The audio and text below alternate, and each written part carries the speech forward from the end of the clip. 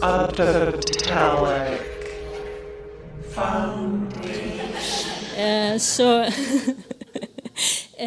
This is actually the website of Clusterduck Collective. It's online since 9 years and is aging pretty well, I think. But I'm not going to talk about this today. I'm going to try to talk about meaning, if is that possible. So this is one of the many maps designed by Luz Morrow, founder of the Deep Mapping State project and one of the main figures behind the QAnon movement. A Trump supporter and probably the worst possible person on the internet. But honestly, when these maps were out and viral in 2017, we all fell for it. I also bought the t-shirt. I thought it was really cool.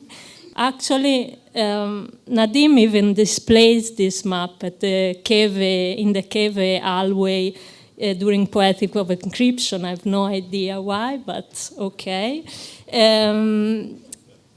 Honestly, I think we fell for it because beyond the content, which was, horrible things about adrenochrome and kids, we fell for it because it captures the spirit of the time. So as the left usually do, we cannot really meme, but what we can do so well is reappropriate or copy. So we started making our own conspiracy maps. What you see on the left is a brand new map from the collective Do Not Research, and what you see on the right is a map that I made to try to understand what I wanted to say today.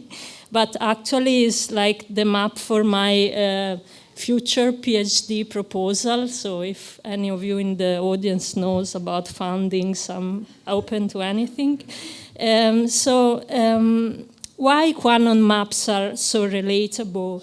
Maybe, as Cobb and many like him had argued, is because we are following the technological metaphor of today, which is the data set.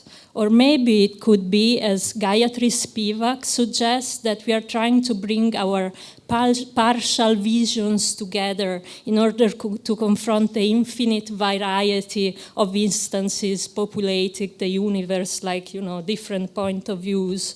Or perhaps, like the Polycrisis Community Project, we are trying to map all these crises because we know that all crises are connected.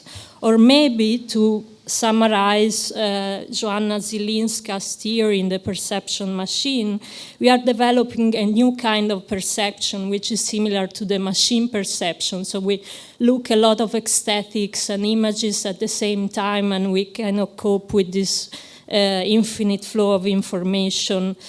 There is always a fifth alternative, which is that we are simply going crazy and suffering from apophenia or pareidolia, which is seeing faces where faces or connections where connections and faces doesn't exist, like this famous Martian mesa. So this is what, with this intent, let's say, with Clusterduck, back in 2017, we started mapping the memesphere. So do you know what an internet meme is? We have tried to map the whole memesphere, all the memes from the get-go till now. And this took something like 7 years. This is us when we started. They say hello. Us when we ended, we don't have the picture because we are too old. So what we did is to try to contextualize all these, memes and meanings. We did a lot of workshops so that, the name Clusterduck is from clusterfuck, and we felt that at the moment the internet was a clusterfuck. It was full of many different information. We didn't know how to understand what's going on. We wanted to help each other. We started to do many workshops about it, and this happened then a lot during COVID when we were all at home. There were a lot of people trying to understand what was going on in their internet experience, and so we had talks even conversation with people in Vietnam, New Zealand, South Korea, and Mexico, and they were telling us about their memes. It was kind of crazy, but in the end, this is what emerged from our research, at least the analogic part. It is a kind of detective meme wall that, thanks to Nadim, was exhibited as part of Poetic of Encryption at KV and then in Copenhagen and Prague. By standing in front of this wall, I could actually tell you about every zone of it, and talking about, for example, how the Chinese internet invented symbols to escape the censorship, or how people sing long time and are trying to recreate memes with bots and now with AI, or meta memes, original content memes, etc. But what I'm trying to do today is talking about how we are building meanings, so how we are creating collective narratives. This process is incredibly difficult, but it's happening online every day, and it's also the only way we have among the language in general to communicate, to agree with each other, and to actually get something done in the end. So what you're seeing here is now how the internet created the collective saga of surreal memes. So this, like a huge pantheon of characters. There is Meme Man, which is like the Apollinian. There is Angry Orange, which is a Dionysian figures. And then you have all the little helpers. And this saga was created around 2017, 2018 by people between the age of 15 and 25. So this is how they learn to relate with one another while creating symbols that were actually quite complex. They have many layered meanings.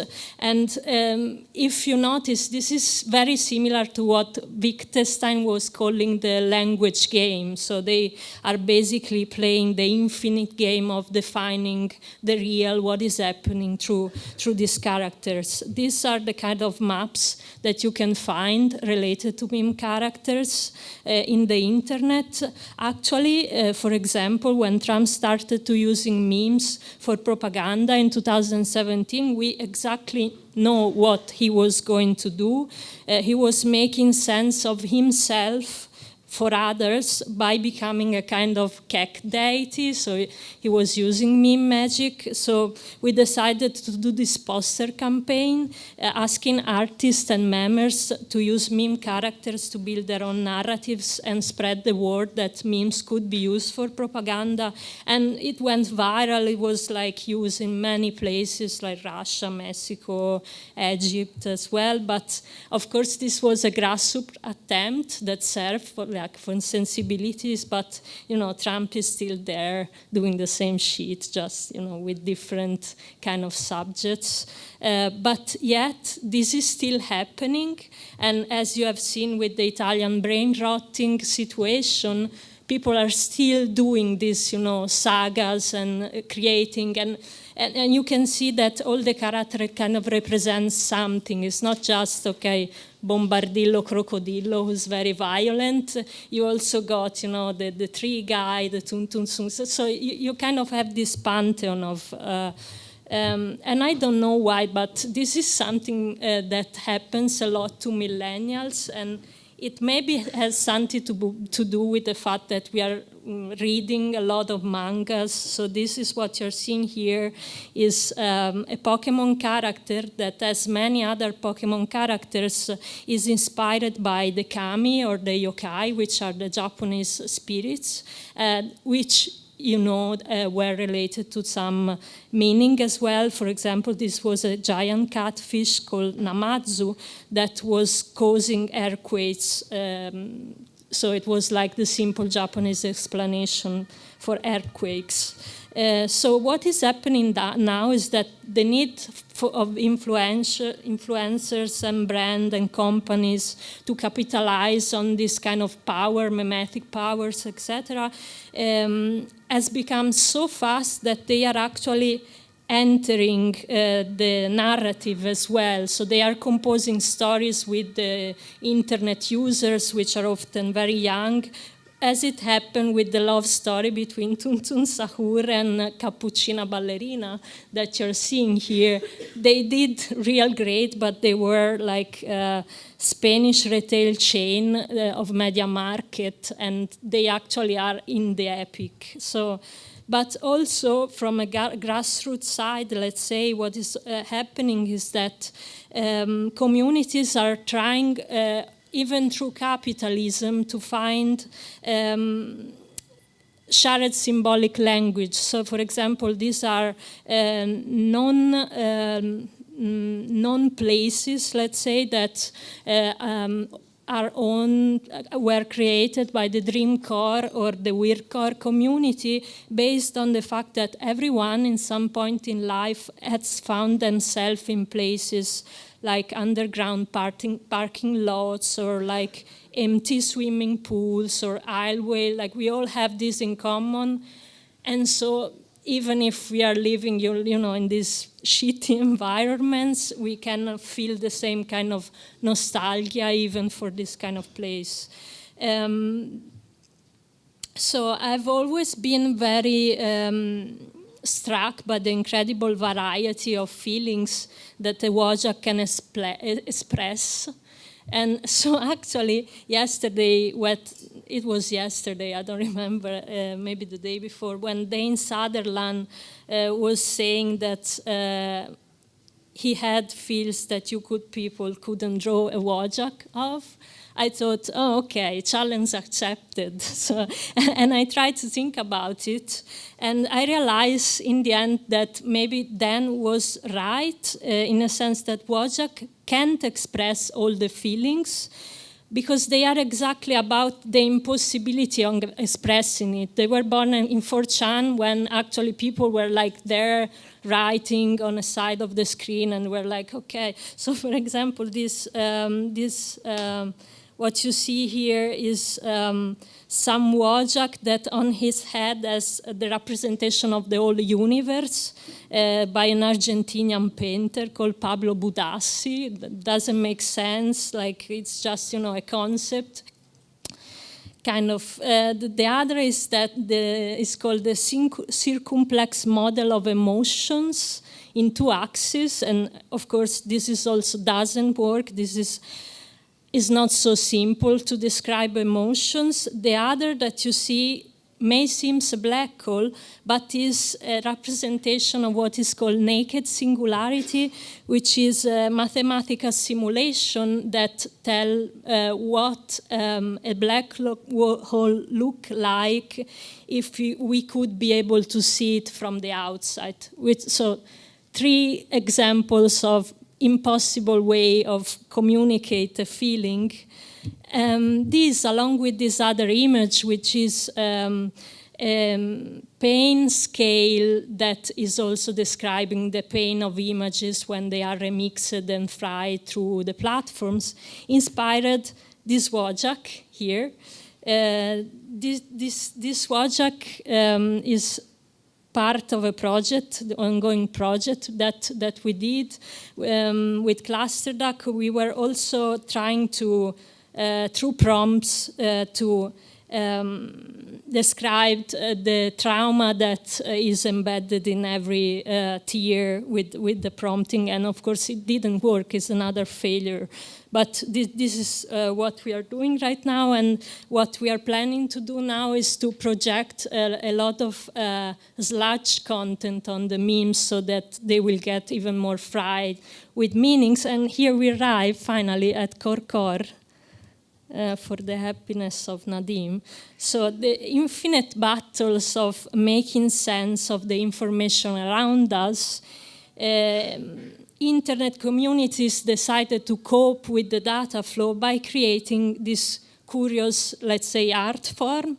Corecore is considered or described as the ultimate core of the internet.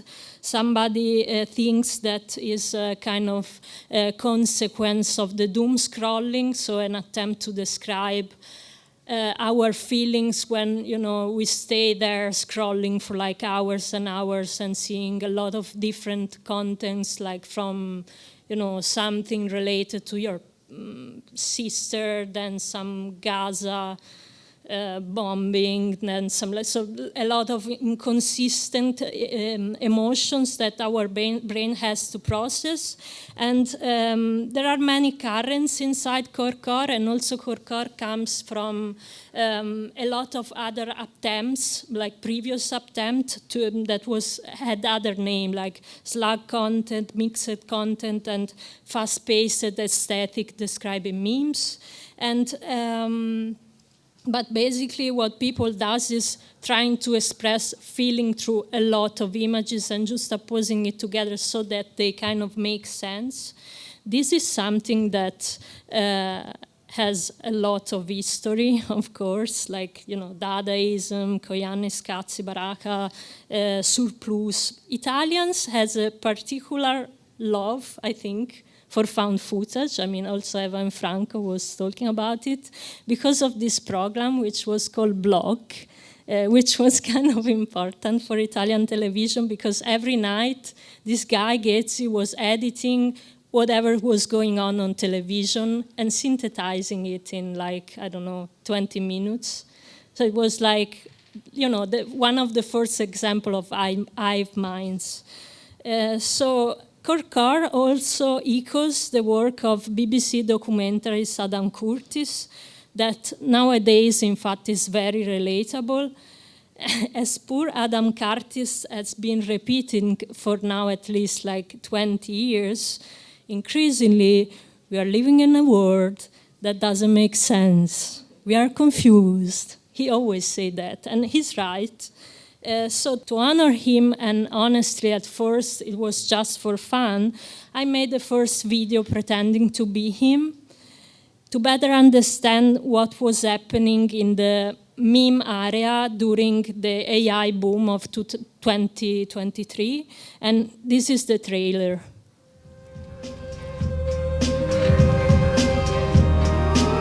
We live in a strange time.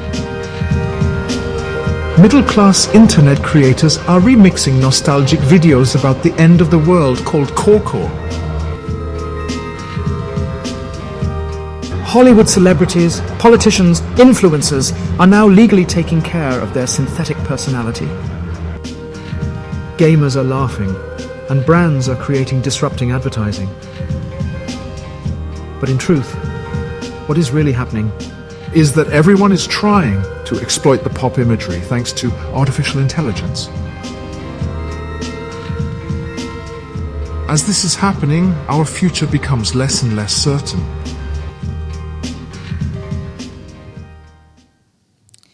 Okay, so the movie was welcomed among the community. I suddenly published it online after a talk, and so I decided to continue. Also because Transmediale was calling me and they wanted to do a sequel. Yeah, the video was, the third one was commissioned by the festival here, and you have maybe seen it yesterday. What I was doing through the series, every year I was doing one of them, and I was, gathering a lot of fun footage, and I hope that this could also be like a time capsule, like in the future, and this is what I will try to do now, just go through some things that I was thinking at the moment and then what happened.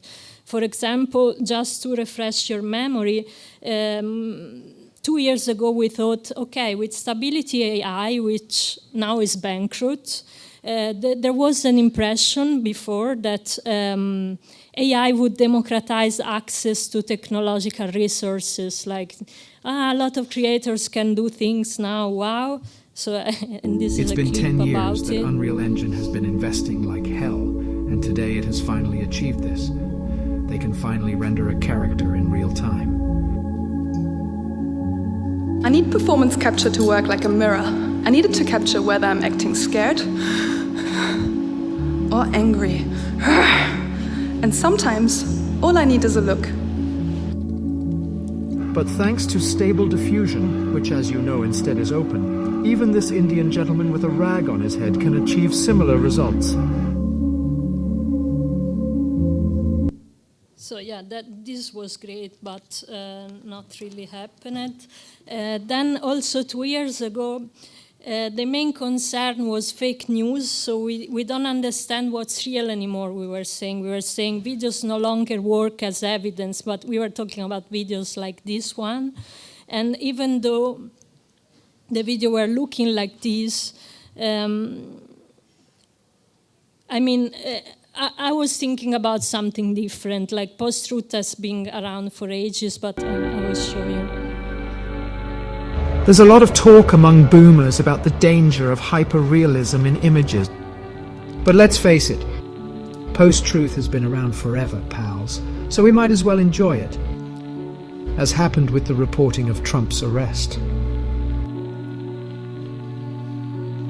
So I went to the beach that makes you old. You went to the what? The beach that makes you old. The beach that makes you old? Yeah, man, the beach that makes you old.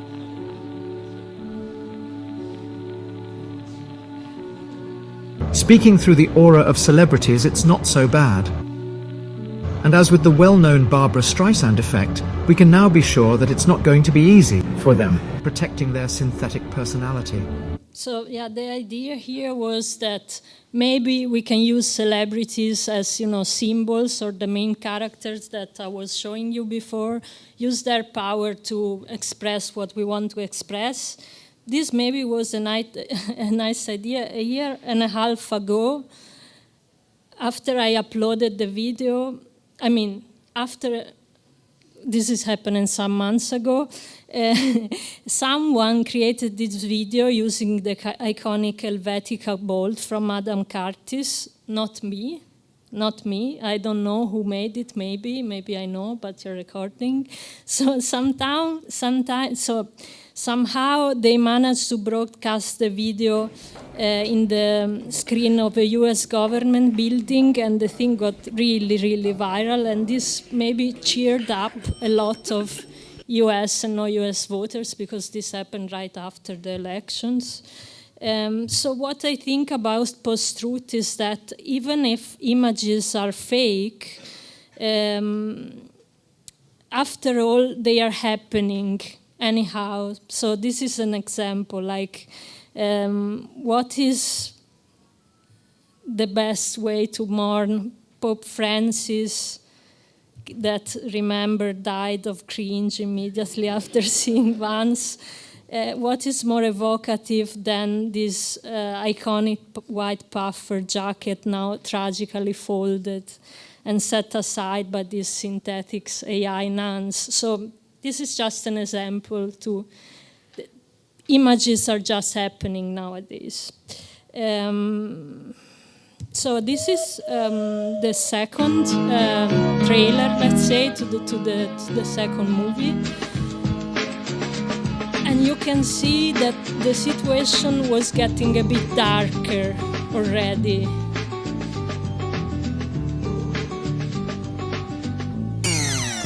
When I see you alone, I see what's in your mind.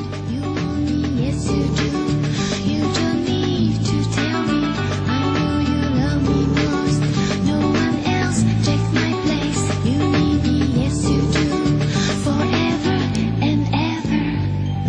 We are baby love's child. I take you so high, groovy love's child. Give me a kiss, baby love's child. Do me.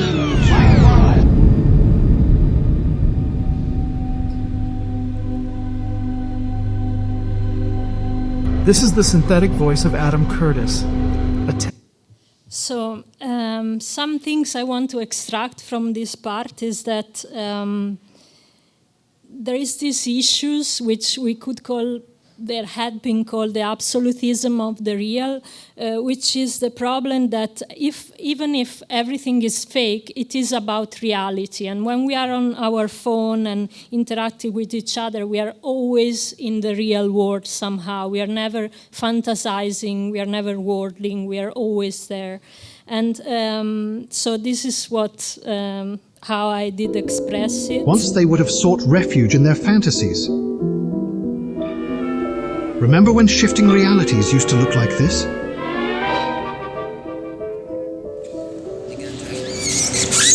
Today, however, as-ifs give us other feelings.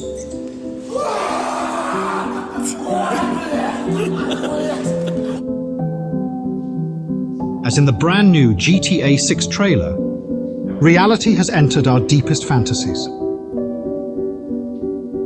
Never to leave again.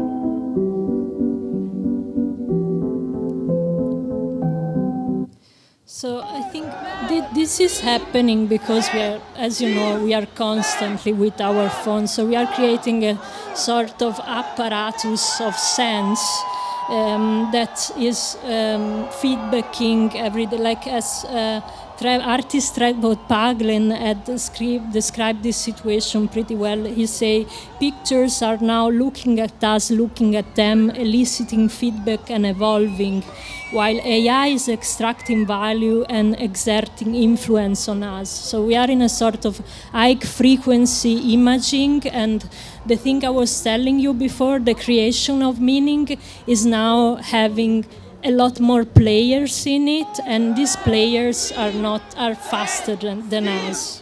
So this is how, you know, the Parisian people were welcoming 24.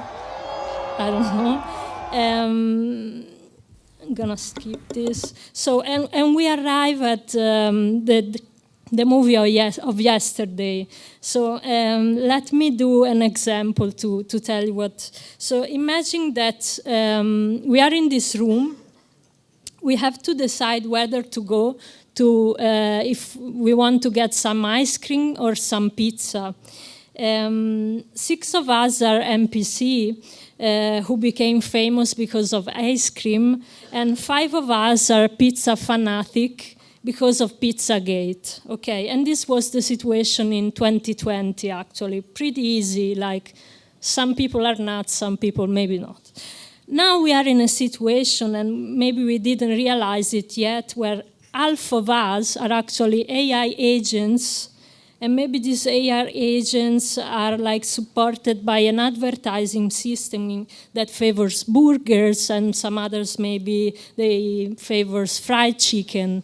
And still we have to decide where to go to eat. This is the situation on the internet right now. Quite impossible to do that, right? But at the same moment, what is also happening is that software companies, not just the Silicon Valley, also others, are selling their products as a way to help us decide how to build this meaning. So what you are hearing right now is the sound of sperm whales. They are now trying to use LLMs to decipher what sperm whales say. But the problem here is that we will never know how the fuck a sperm whale even think. So this is the problem. We are like working in different kind of areas of the formation of meaning, and we are falling in this trap because we tend to humanize the machine, but also to attribute to the machine way more that the actual machine can do. For example, LLMs are not Gen AIs, so they cannot actually, I don't know, go deeper into a sperm whale brain, for example. So yeah, this is promises that I'm quite finished with it. Our social curiosity makes us mirror ourselves in everything around us. And we often find the human, even where the human is not there. Take the case of a mecha. The robot is equipped with a pattern recognition camera. As we watch a mecha relive her mirror stage, we wish that she too had feelings, as we do.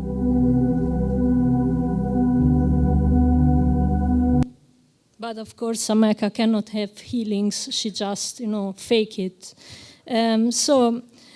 Why all these AI companies are investing so much is because they hope to arrive to this general AI intelligence. We know that already now. To arrive to it, the best way they could do is to go through the way that is called word model. Word models are AIs that are basically learning in a kinetic environment, so like with their embodied cognition. To do that, you need to gather a lot of amount of data, because you're like brute forcing the word. So like the data, the LLMs are working now, they were all gathering on social media, as we were told. If we want to gather data in reality, we have to send a lot of, not we, of course, they need to send a lot of drones and boats and whatever in the real environment, okay? And they do it with war, because you cannot do that in San Francisco. For example, with cars, it didn't work. So they do it with,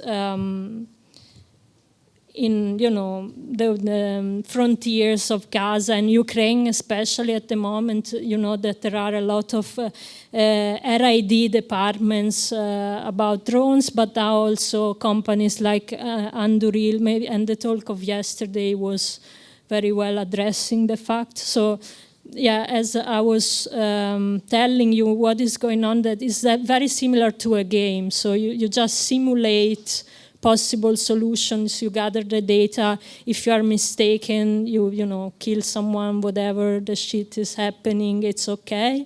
And you would say, okay, maybe things like this should be regulated by the state, but the problem here is that they are trying to do the opposite. So this is, I'm gonna play, this is the last thing, I'm gonna play this interview that the voice you can hear is from a Russian government advisor called Georgiev Kavkaya, interviewed by the Tectonic podcast of Financial Times just a few weeks ago, that is talking about what he would advise to states in general, let's say.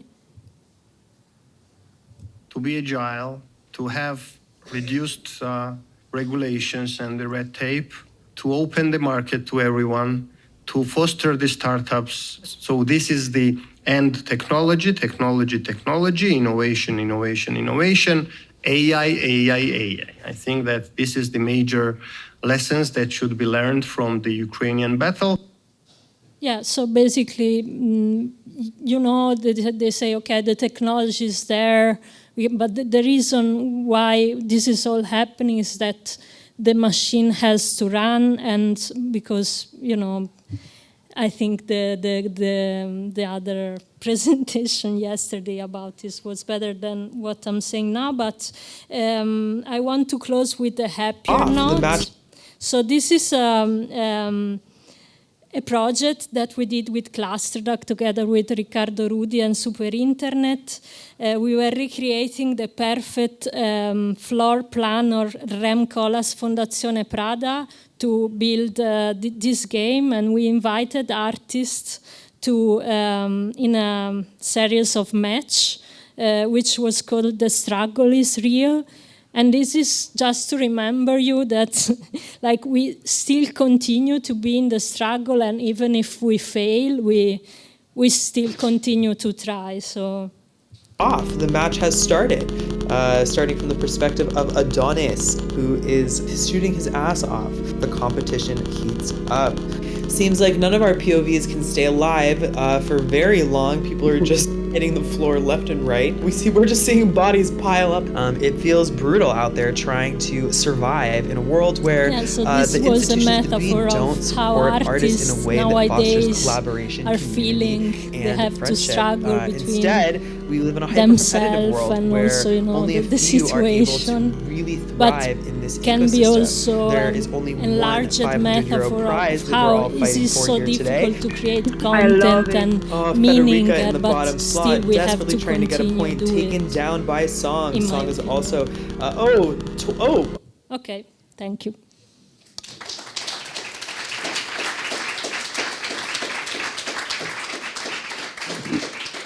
Thank you, Silvia.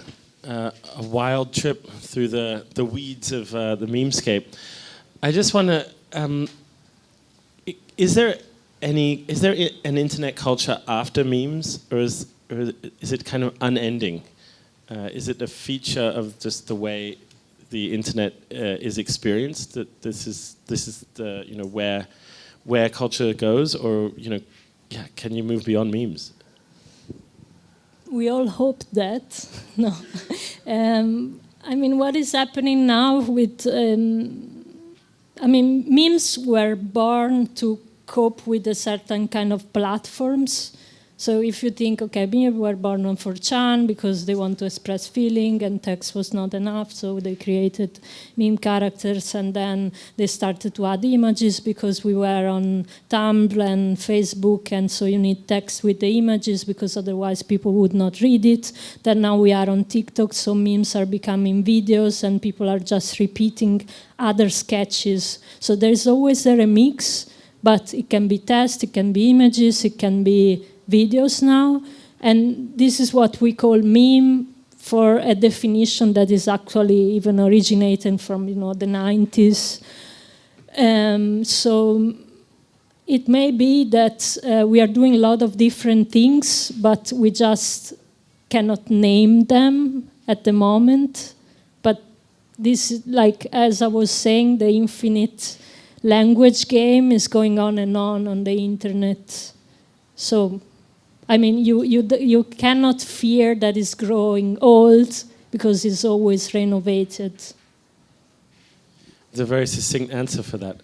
And when you put these videos together, I mean, there's so many different clips. I mean, this must take a really long time, and you must trawl through so much garbage. Like, how do you keep your own kind of intellect and psychology regulated? When I don't do that, I go to the sauna, I swim. But no, this is important, because during COVID we all had a kind of burnout experience because of too much internet. And then maybe now the vibe is shifting through a different situation. People are talking about touching grass and stuff. Like, you can see that on the internet. People are talking about world building. They're not talking about brain rotting. So I think we are going in that direction, I hope. But yeah, when I'm into it, you always have this situation. Okay, no, I don't want to go into it. And then when you go into it, you're like, okay, I want to stay here forever. Fuck it. So for example, to make this video, it took for the whole year I was kind of gathering the material and taking notes. Then for 1 month I was downloading all the shit.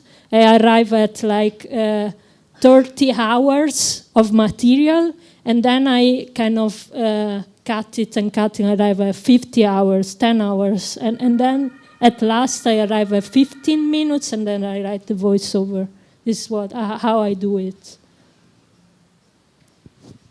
Yeah, it seems very intense. I mean, because some of these clips, they're so empty of context, or and you just have to watch them over and over while you kind of cut them into the like film. a Facebook moderator. Yeah. They are all in Africa. They are paid 2 cents per hour at least, And something I found really serendipitous about the film yesterday, for those of you who saw it, is, it came right after Troika's new film, Drill Baby Drill, which was a kind of reworking of the song by Suicide, Dream Baby Dream to be Drill Baby Drill. And then the end of your film had the original song by Suicide, and even incorporated some, TikTok live stream NPCs from Evan Franco's work, and none of this was planned. It's just the kind of the mimetic flow. You were clearly in the middle of it all, so I appreciated that. Does anyone have a question or an observation for Silvia, or provocation? Would anyone like to know the secret of the meme verse? Have you seen the movie yesterday? Some of you. Some of you. Okay. I'm going to put it online next week, so if you're curious. And also the others are already online. And I have to take a plane in 20 minutes. So how about we just thank you and say thank you very much for everything you've done, Silvia. Thank you.